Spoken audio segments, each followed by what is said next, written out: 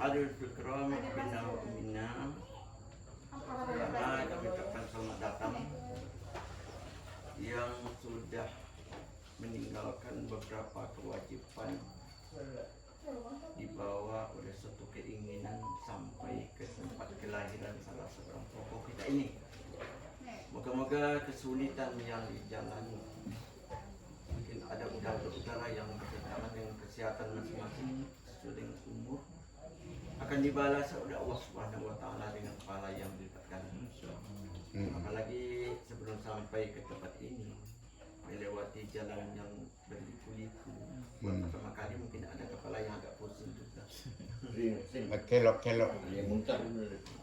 Jadi orang tanya, keloknya berapa banyak? 44. Yang dihitung 44. Ya, rupanya 2. Ya sebenarnya 2. Kiri dan kanan. Kiri dan kanan.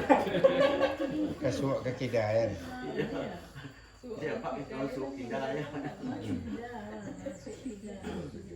Jadi yang pertama sekali memang doakan kembali, semoga perjalanan jauh itu diberi kaki Allah, mudah-mudahan amal soleh sesuai dengan kata kita dan perjalanan perintah bertakwa.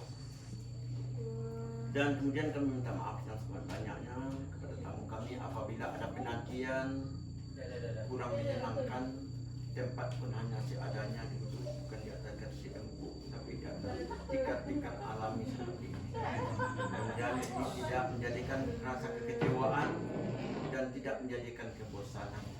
Ada lagi nawaitu untuk hadir di hari yang lain seperti ini. Dan dapat kami terangkan, walaupun tadi sudah diterangkan sedikit, museum ini adalah merupakan hadiah besar Malaysia terhadap, karena perancang penggagas pertama rumah yang sudah diporak-porandakan Jepun ini jadi museum adalah APIM Malaysia.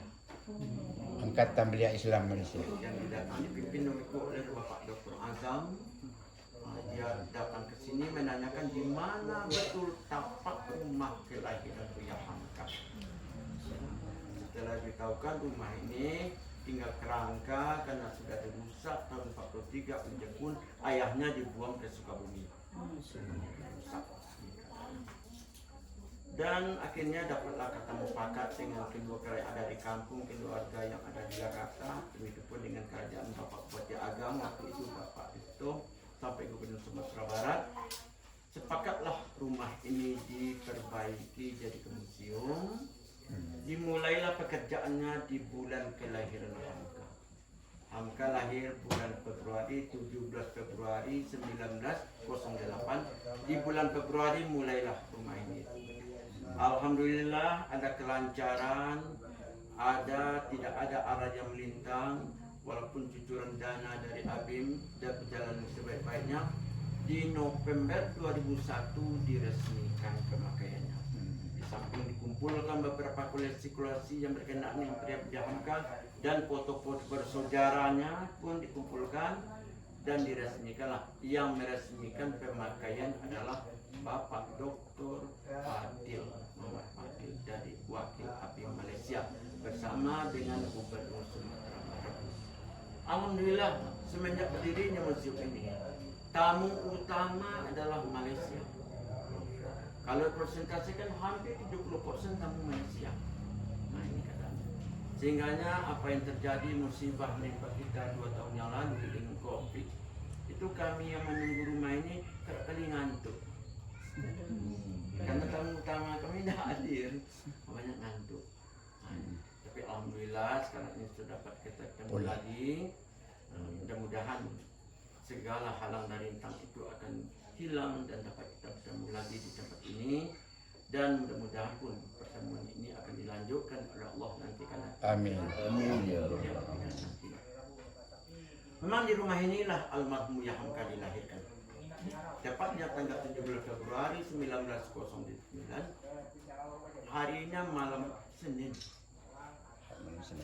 Dan meninggal di Jakarta 24 Juli 1981 dalam usia 73 tahun. Beliau tinggal di rumah ini tidak lama, hanya sampai umur 7 tahun. Kemudian dibawa ayahnya ke Padang Panjang, belajar di Padang Panjang sampai umur 12 tahun. Kemudian pindah ke Prabit Bukit Tinggi belajar 2 tahun. Beliau adalah tokoh yang paling cepat hendaknya memperoleh ilmu. Sehingga dianggapnya sekolah terlalu lama mengantarkan pendidikan. Dia tinggalkan sekolah. Dia cari tokoh-tokoh yang ilmunya dia butuhkan. Dalam usia yang sangat remaja 15 tahun menjelajah di Pulau Jawa menemui tokoh-tokoh. Cokot Minoto, Air Parudin, Suryo Pronoto, Haji Abu Salim ikut diskusi di Yogyakarta bersama pimpinan besar. Inilah, jadi ilmunya adalah digali secara otodidak langsung kepada tokoh-tokoh yang punya ilmu. Satu. Yang kedua, dia adalah tokoh yang paling rajin membaca. Apalagi setelah dikuasainya bahasa Arab diajarkan ayahnya, mulai dia membedah buku-buku besar Timur Tengah.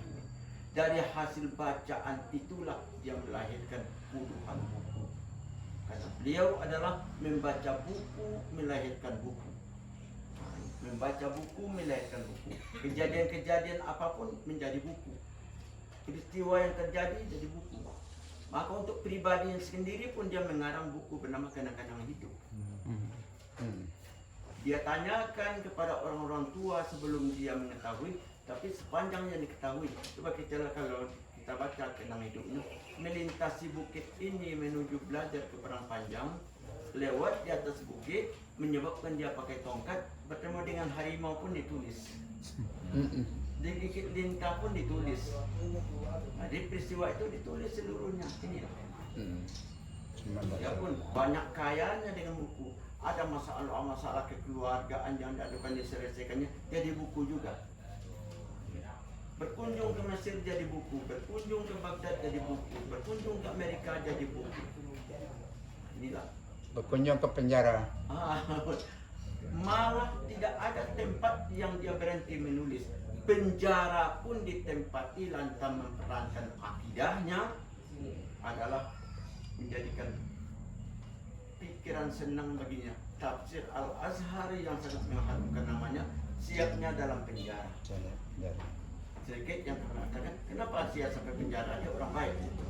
Dia orang baik karena kadang-kadang tidak semua orang yang memandang baik. Yang pertama sekali dia adalah anti kepada rezim waktu itu tahun 63 adanya waktu itu rezim menyerusuk ke dalam rezim Soekarno aliran komunis, sehingganya waktu itu seakan-akan dirombak oleh persaudaraan Indonesia dengan Malaysia, lahir Dewi Kora. Yang dengan Dewi Kora bebaskan Irian Jaya dari penjajah, ganyang Malaysia. Dia waktu itu tidak menyetujui. Bagaimana aku akan mengadakan konfrontasi dengan saudaraku, dengan pemilihku, dengan orang yang serumpun denganku. Sangat banyaklah waktu itu warga Indonesia berada di Malaysia pun tidak kekurangan datang ke Malaysia. Ini tidak bisa kan? Karena tidak bisa waktu itu. Sampai dia dituduh dalam parlemen dia pakai baju Melayu. Dituduh dia akan menjual Indonesia ke Malaysia. Tuduhan itulah kemudian menjadikan dia jatuh hukuman 4 tahun penjara. Tapi dia tempuh, dia hanya berdoa kepada Allah, ya Allah, berikanlah yang terbaik menurutmu untuk aku. Akhirnya setelah dia tinggal cuma dalam penjara 2 tahun dan jadi 4 tahun. Soekarno jatuh suatu naik, tahun politik dikeluarkan. Setelah keluar dari penjara, dia pindah ke Malaysia. Nah, itulah sebabnya dia lama di Malaysia. Maka dianggap pula menjadi penasihat di Johor, ditanya di Negeri 9 dan beberapa negeri bagian di Kunjung di Indonesia. Yang aneh bagi kita adalah 2 tahun dalam penjara secara nafsiah, dia dekat mula-mula dia berpikir apa yang aku perbuat 360 di penjara. Dia dimiskinkan, bukunya tidak boleh terbit, percetakannya dimatikan. Ini keadaan waktu itu. Tapi dia berdoa kepada Allah, akhirnya dia dapat ketenangan hati. Sehingga ibadah nafsiyahnya di dalam penjara, dia sanggup dengan khatam Quran 150 kali 2 tahun. 150 puasa sunat tahajudnya. Akhirnya Allah berikan begini pikiran tenang. Walaupun badannya dalam penjara, pikirannya menjelas akan dibentangkan alam raya dalam pikirnya. Dia baca Al-Quran, Allah perlihatkan alamnya. Siaplah tafsir itu dalam penjara. Demikian pun keadaan yang dirasakannya, ada satu catatan indah dalam kehidupannya. Di saat dia setelah keluar, dia menjadi ketua MUI, kemudian Soekarno sakit-sakitan, dia kirimkan surat kepada Hamka. Isi suratnya dua. Pertama, wahai sahabat Hamka. Soekarno bilang sahabat, wahai sahabat Hamka, maafkan aku. Yang kedua, kalau aku meninggal dunia, tolong jadi imam sholat jenazahku. Dia jawab waktu itu, wahai sahabatku Soekarno, musuh tidak akan kubawa pulang, dendam tidak akan kubawa mati. Satu langkah ku meninggalkan turun dari tangga, maaf sudah kuberikan kepada kamu. 1 minggu sesudah itu Soekarno meninggal, dia datang ke rumah duka, langsung jadi imam sholat jenazahnya. Ada juga orang yang geram melihatnya. Buya katanya, kenapa Buya mau juga jadi imam orang munafik yang menjarakan Buya ini? Dia jawab, munafik, zalim, kafir, fasik, seseorang jangan kita menentukan, Allah lah yang menentukan. Lebih baik kita ingat kebaikannya dan jaga keburukannya. Kita pun tidak luput dari kesalahan. Coba kebaikannya, Istiqlal dibuatnya, Ar-Rahim dibuatnya. Mungkin dia tidak menikmati masa remajanya untuk apa usaha melepaskan kita dari penjajahan. Mari kita berdoa bersama, kata Buya. Semoga dosanya diampuni Allah, kebaikannya diterima. Ya Bu, yakin dipenjarakannya? Saya sangat beruntung dipenjarakannya. Kalau saya tidak dipenjarakan, belum tentu sakit saya siap. Ini hikmah. Karena dia katakan, hidup ini tahu tuan-tuan. Kadang-kadang hidup ini ibarat kita pendakian yang sangat terjal. Kerikil tajam pun bercampur kaca, kata onak dan duri kiri kanan. Tapi ingatlah, di belakang pendakian pasti ada penurunan, pasti ada penurunan, ada kebahagiaan di balik kesulitan. Makanya kata, tahu durian tak? Ini contoh ringan yang alam. Durian itu adalah diselimuti duri yang tajam. Tapi di balik duri itulah dia punya buah yang sangat enak. Nah, inilah hidup dunia ini. Contoh-contohnya ringan saja. Karena dia diajarkan dulu oleh kakeknya satu pepatah ringan, tapi itu kami pasti tahu. Penyakit pisau serawit, kagaklah batalin tabung, seledang ambilkan hidup. Setitik jadikan laut, sekapa jadikan gunung, malam tak kambang jadi guru. Jadi setitik itu ibarat laut. Jasa orang kepada kita setitik pandang laut. Nikmat Allah setitik pandang laut. Apalagi dana yang besar diberikan Allah. Alam ini adalah guru yang berharga bagi kita. Inilah maka filsafah itulah yang membawakan dia adalah seorang multi talenta, ahli bahasa yang indah, sastra, seorang sejarawan rajin mengikuti sejarah hidup orang. Karena sejarah, katanya sejarah itu bahasa Arab, nah dia merupakan suatu batang kayu. Batang kayu artinya sejarah. Jadi pelajaran sejarah adalah semakin dipupuk, semakin dipelajari, dia akan berbuah sepanjang masa untuk hidup kita. Kemudian riwayat pendek yang tidak bisa disampaikan seluruhnya, hanya disampaikan yang ingat, yang tidak ingat bisa disampaikan. Alhamdulillah dia hidup 73 tahun, disampaikan hanya lebih kurang 10 menit, terlalu hebat namanya mungkin. Tapi yang jelas ada salah satu nasihat waktu kami terima dengan itu. Apa katanya waktu itu? Ihfad nafsaka ma'al mautika zikran, inna zikra lil insani munsal.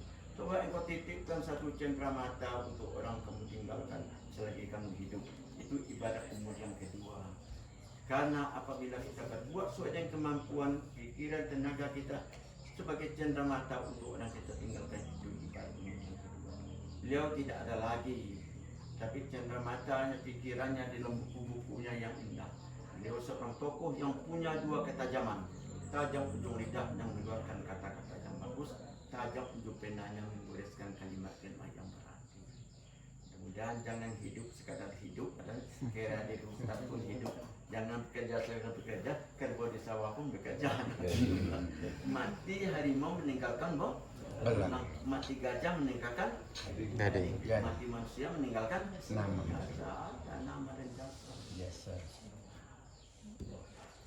Ini yang dapat membicarakan sedikit tentang masalah hidup beliau. Semoga ini hanya merupakan setitik air pelepas dahaga dalam gurun pasir yang tandus, dan ada manfaatnya dan tidak membosankan. Dan kalau kurang jelas bahasanya, mudah-mudahan dapat nanti dipahami juga di belakang hari.